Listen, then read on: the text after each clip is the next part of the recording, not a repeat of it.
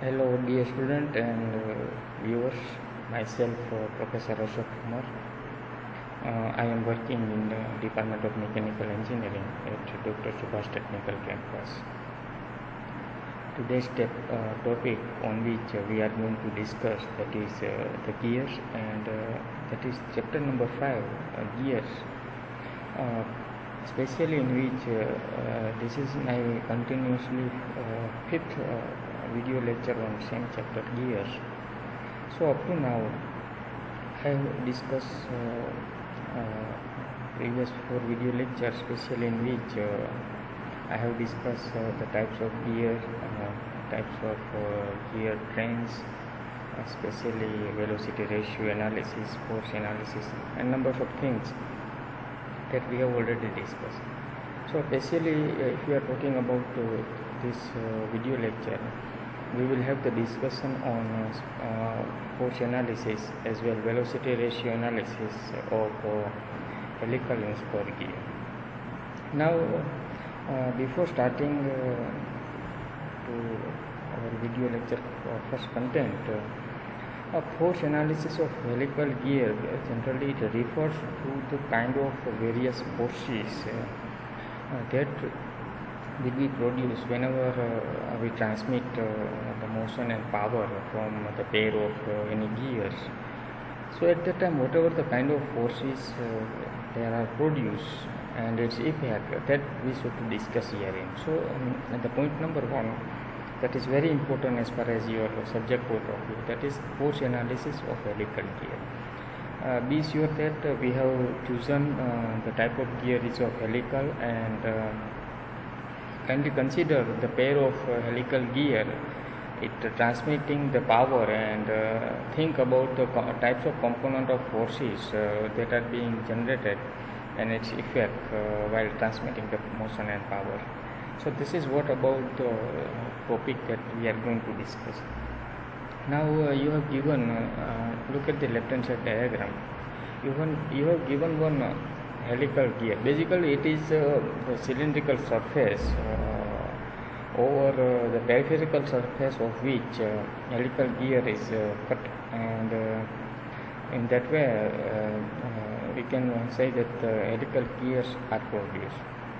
Now exactly on the top of the helical cylinder, so exactly on the top of that peripheral surface you have given numbers of the vectors which are joined with each other.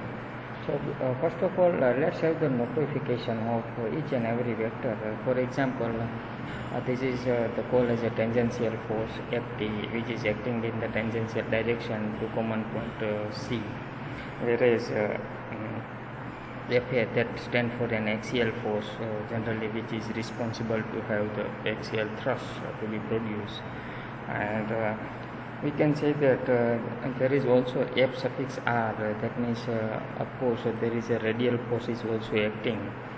So ultimately in this theory we will evaluate the various relation between the radial force, axial force as well as tangential force.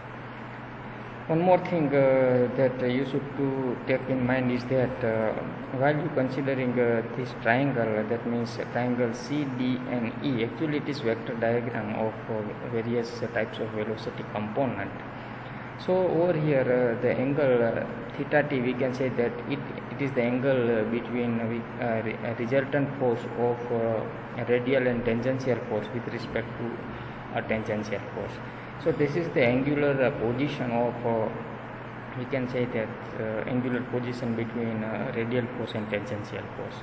Similarly, if you are finding we can say that the angle alpha, then it is the angle that is made between triangle B, C and D. So of course the angle alpha is connects tangential force and axial force.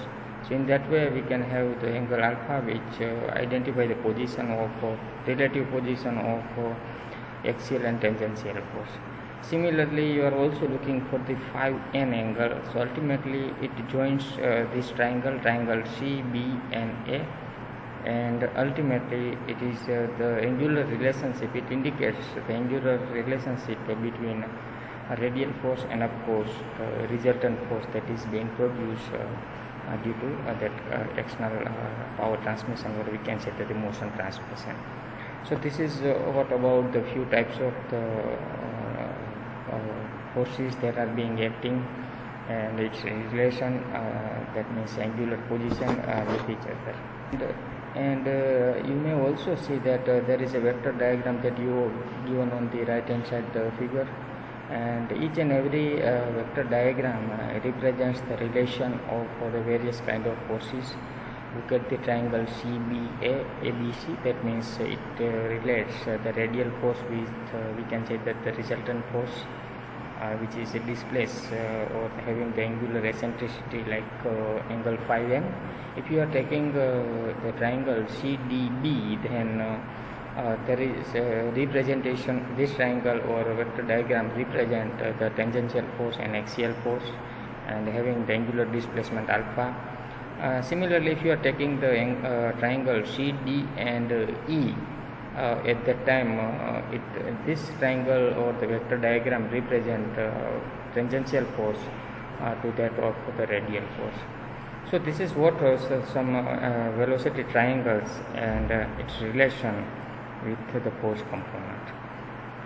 Now just focus upon this all three velocity diagrams that you have given, and from that first of all just you require to calculate a radial force and that will becomes F into sin phi n. So kindly consider this triangle CBA, and from that by using the sin theta sin phi n equation you can have the radial force component Fr, and that is equal to F sin phi n. Now similarly you can also calculate by considering the triangle CDB or say the BCD, and from it you will have the values of BC, and that will becomes F cos phi n. Sorry to say that in place of triangle CDB, kindly consider the triangle ABC, and on same triangle you can evaluate the equation in terms of BC. So from triangle ABC we have evaluate two equations, or we can say the two relation Fr and BC.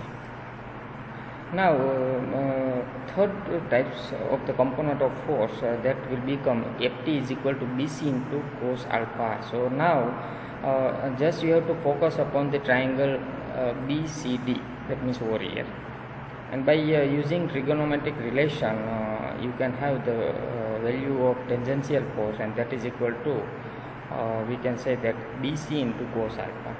But as we know that BC is equal to F cos phi n, so this equation will be replaced over here, and by simplifying you will have the Ft is equal to F cos phi n into cos alpha. After that kindly consider the same triangle BCD and calculate the axial force, or say axial thrust, that is produced whenever you are transmitting motion and power. So it will be convert this equation, or we can say that kindly consider this triangle BCD and convert the entire mathematical relation in terms of axial force Fa. So you will have the BC sin alpha. Once again BC should be replaced by this relation F cos phi n. Put that value over here, and ultimately you can have F cos phi n into sin alpha. So here what we have done, we have just considered basic three vector diagrams, and each and every diagrams from which we have taken a relation of the radial force. We have evaluated the relation of tangential force, simplifying it, and of course we have also derived the relation for axial force, all that components that are being produced while you transmit torque or motion from one shaft to other shaft. Now just you have to, what you have to do, you have to just divide the axial force with that of the tensile force. So by taking the ratio of axial force to that of the tangential force, and by putting that relevant value, and by simplifying you will have the relation like F cos phi n into sin alpha upon F cos phi n into cos alpha. Similarly you can also have the relation for the radial force or the component of radial force, and that will be Fr is equal to Ft upon cos 5n into cos alpha into sin 5n. Now as we know that generally tangential force that is going to be act on the tooth, it will be given by generally relation, and that relation is equal to F suffix T is equal to T upon R. And if you are finding that relation F suffix T is equal to T upon R, which should be equated with relation like tan 5T is equal to Fr upon Ft. So ultimately just we have to put the values of Ft like T upon small r. T stand for the numbers of teeth, and R that is the radius of that particular gear or the pinion. So by putting that value, ultimately you can have the relation like cos alpha is equal to tan 5n upon Fr upon Ft. And further simplification, it will give us the relation cos alpha is equal to tan 5n upon tan 5 suffix t. So in that particular theories especially in which we have specially calculate the velocity component, and of course derive the relations for the radial force component, axial force component, and tangential force component. It is very much useful analysis whenever you are designing any helical gear based on the force component, or if you are having any stress analysis. At that time this relation plays vital role for the design purpose of you. Now after that, the point number 2, that is the velocity ratio of helical gear. Velocity ratio, basically the angular velocity ratio that plays vital role for the power and motion transmission. So generally as we have already discussed earlier that the gear train not only used for the power and motion transmission, but some application wherein you also need to convert the high to low or low to high velocity ratio. At that time we should to use gear train like rack and pinion, like worm and worm wheel. So velocity ratio along with transmission of motion and power is also playing very vital and essential role, and it will be look like an application whether the velocity ratio required to be high or velocity ratio required to be low as per its specific application. The types of gear train or simply gear are selected and used for that purposes. Now look at the screen. You have given two gears, gear 1 and gear 2, and as mentioned earlier, both of the gear are of helical gears. There is a common point P, and through which tangent line TT is being drawn, whereas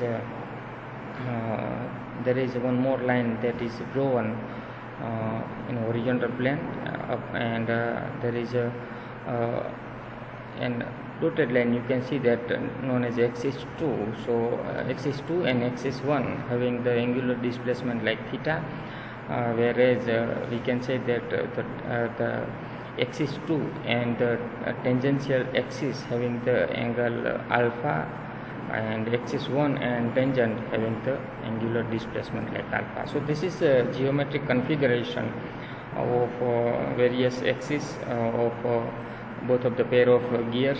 Alpha 1, that is the angular displacement between tangent line that is drawn from the common point P with respect to the geometrical axis of gear 1, whereas alpha 2 stand for the, of course, angle between tangential or tangent line and the geometrical axis of gear 2 or pinion, we can say that.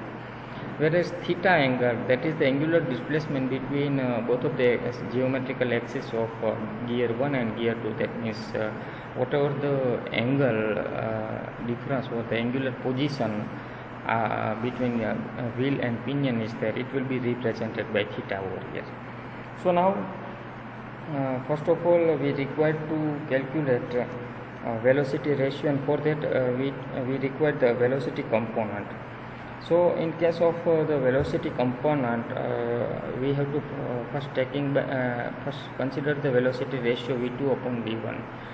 Here in v2, that is the component of velocity of gear 2, and v1, that is the component of velocity of gear 1. So over here generally v2 is equal to cos alpha 1 and v1, that is equal to cos alpha 2. So by putting that relation, you will have the v2 upon v1, and that is equal to cos alpha 1 upon cos alpha. Now we know that we have to consider the velocity ratio in terms of angular velocity omega 2, and over here just omega 2 is replaced by v2 upon r, because we know that the linear relationship between linear velocity and angular velocity is like v is equal to omega into r. So omega will become v by r. So in that manner omega 2 is replaced by v2 upon r, whereas omega 1 is replaced by v1 upon r. Now just after that radius is replaced by the diameter, that means small r and capital R is replaced by small d and capital D respectively. And by simplifying that relation, ultimately you are getting the angular velocity ratio like capital D into v2 upon small d into v1. Here small d and capital D stand for the diameters of gear 1 and gear 2. Now just you have what you have to do, just you have to replace v2 by v1 by putting that value v2 by v1 over here, and by simplifying ultimately you are getting that the d cos alpha 1 upon small d cos alpha 2. And that is always equal to, we know that the relation between diameter and module and numbers of teeth is like that, diameter is equal to module and the numbers of teeth. So d is replaced by module and numbers of teeth like m suffix t into capital T, and d small d is replaced by m suffix t into small t. Over here capital T, that is the total numbers of teeth on gear 1, and small t, that is the total numbers of teeth on say gear 2 or pinion. So by simplifying further, this relation will give us like m suffix n upon cos alpha 1 into t, and m suffix n upon cos alpha 2 into t, and multiply with cos alpha 1 and cos alpha 2. So by doing so you will have the final velocity ratio equation is capital T upon small t. So this is the relation for velocity ratio, especially for helical gears. Then after topic number 3, and that is the center distance of helical gears. Actually it represents the maximum limit through which you can select the center distance between the pair of helical gears. Look at the diagram. There are two helical gears on same hand, that means on right or left hand side, and the center distance between the pair of helical gear is generally the very much short distance between the two shafts. Look at the diagram. You have given one pinion and there is one wheel, and there is the center distance that we are going to evaluate in terms of the mathematical relation. So ultimately this equation we require to calculate. So first of all the center distance will become like r plus r. That means if you are adding both of the radius of respective pinion and gear, ultimately it will be the small r plus capital R. Small r, that is the radius of pinion, and capital R, that is the radius of gear wheel. So by summing of the both of the radius you will have the total center distance r small r plus capital R. By converting this relation of center distance in terms of the diameter, you will have 1/2 small d plus capital T. And again, as what we have seen in previous slide, diameter is replaced by the relation between module and numbers of teeth like 1/2 m suffix t into t plus m suffix t into capital T. Now again over here these terms, especially module is we can say that it will be replaced by the relation m suffix n upon cos alpha 1, and mt again is replaced by mn upon cos alpha 2, like that. And by putting so and simplifying the entire relation, there is a module mn will become common, so it will be separating out from the bracket. So ultimately equation will become m suffix n by 2 bracket t, capital T upon cos alpha 1 plus small t upon cos alpha 2. So this is the distance through which you can design your pair of helical gears. After that, there is a very much important topic that we are going to discuss, and that is efficiency of spiral gear. Basically, this theory has a little bit complexity. Just you have to revise back again and make practice for the derivation of relation for efficiency of spiral gear. Now, before deriving the relation of efficiency of spiral gear, let's have the few terminology. Look at the screen. F suffix T1 is the tangential force acting on driving wheel. Ft2 is the tangential force that is acting on driven side. F suffix A1, that is axial force, or we can say that axial thrust that is acting on driver. Fa2, that is axial force acting on driven side. Similarly, capital F suffix n, and that is equal to normal reaction at point of contact, whereas capital F is the resultant force, alpha 1 is the spiral angle of gear 1. Similarly, alpha 2 stand for the spiral angle of gear 2, and theta is equal to shaft angle, and of course this theta is always equal to the summation of alpha 1 and alpha 2. Whereas 5, that is the angle of friction, d1, that is the pitch circle diameter of gear 1, whereas d2, that is equal to pitch circle diameter of gear 2. Of course, capital N suffix 1, that means N1, that is the speed of gear 1, capital N2, that is the speed of gear 2, and M suffix small t1, that is torque transmitted by gear 1, and M suffix T2, that is torque transmitted by gear 2. So this is what few terminology that you have to remember while we derive that particular relation.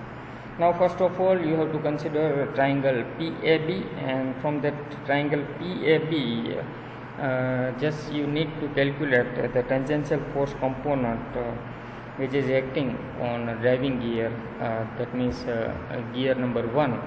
So first of all, look at the triangle PAB, and that is this PAB. From this triangle, convert this entire relation in terms of Ft1. So ultimately equation will become F cos bracket alpha minus 5. Now, work input or the power required to operate the drive, we know that is the 2 pi n1 upon 60 into mt1, that means torque. Basically this is that equation for the power. Now, by replacing that equation in terms of the peripheral velocity, so ultimately just you have to use the relation and replace the torque by force into perpendicular distance. So ultimately 2 pi n1 upon 60 into mt1, in that particular equation mt is replaced by ft1 into r1. So our equation will become 2 pi n1 upon 60 into ft1 into r1. In further simplification, it will give us pi d1 n1 upon 60 into ft1. Now we know that ft1 is equal to f cos alpha minus 5. So ultimately the work input will become pi d1 n1 upon 60 into ft is replaced by f cos alpha 1 minus 5. This f cos alpha 1 minus 1 we have taken from this triangle A, B and P.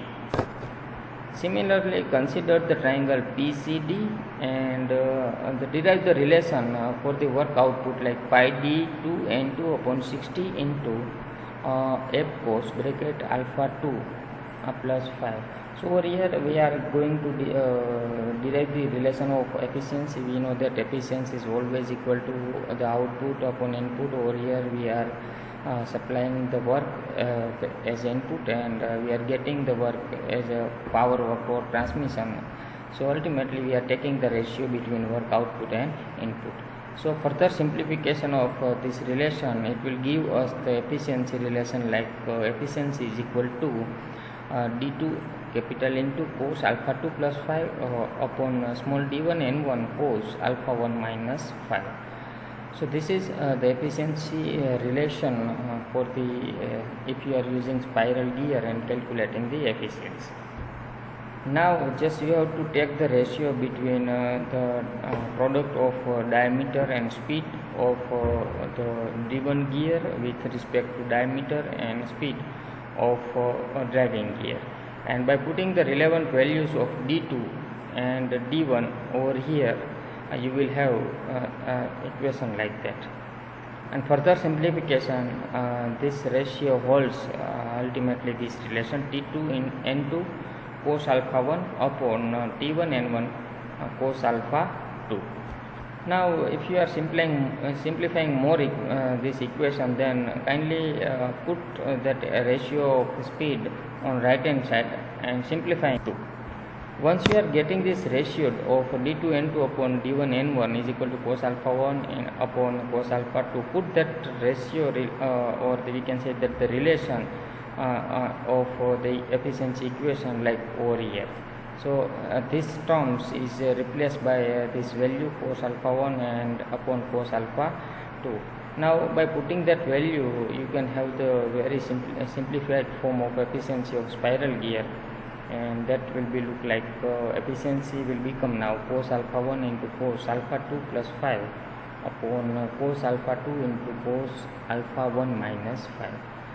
Of course, we know that just over here we have multiply, or we can say that multiply denominator and ordinates like with 1 half cos alpha 1 plus alpha 2 plus 5 plus cos alpha 1 minus alpha 2 minus 5. Similarly, we can have the 1 half cos alpha 2 plus alpha 1 minus 5 plus cos alpha 2 minus alpha 1 plus 5, because this equation is purely based on the trigonometric relation cos alpha into cos beta is always equal to 1 half cos alpha plus beta and cos alpha minus beta. So over here you can consider cos alpha 1 and cos alpha 2 as a cos alpha 1 and cos alpha 2 plus beta. So by using similar geometric relation, you can convert the entire relation in these terms, and once you are getting this relation to both of the side and finally having the simplification, so efficiency will become cos theta plus 5 plus cos alpha 1 minus alpha 2 minus 5 upon cos theta minus 5 plus cos alpha 2 minus alpha 1 plus 5.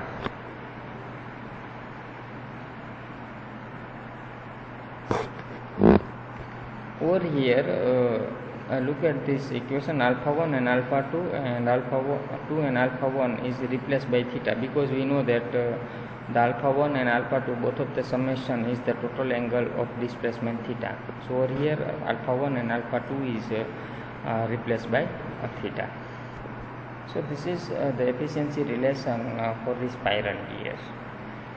Still you want to find the maximum efficiency relation, then it's very easy to calculate the maximum efficiency, because theta and phi are the constants. So efficiency will be maximum whenever cos the alpha 1 minus alpha 2 minus 5 is maximum. So ultimately by solving cos alpha 1 minus alpha 2 minus 5 is equal to 1, and convert this relation in terms of alpha 2 is equal to alpha 1 minus 5, and putting that value over the previous slides, the final equation, you will have the maximum efficiency is cos theta plus 5 plus cos alpha 2 plus 5 minus alpha 2 minus 5 upon cos theta minus 5 plus cos alpha 1 minus 5 minus alpha 1 plus 5. Further simplification give us like cos theta plus 5 plus cos 0, cos theta minus 5 plus cos 0. So we know that cos 0 is stand for the 1. So ultimate equation of maximum efficiency will become cos theta plus 5 plus 1 cos theta minus 5 plus 1. So this is the relation for the maximum efficiency of a spiral gear. Dear student, in entire lecture we have discussed about the velocity ratio and the efficiency relation for specially spiral gear. We have also discussed about the center distance and we can say that shaft angle and force analysis of helical gear too.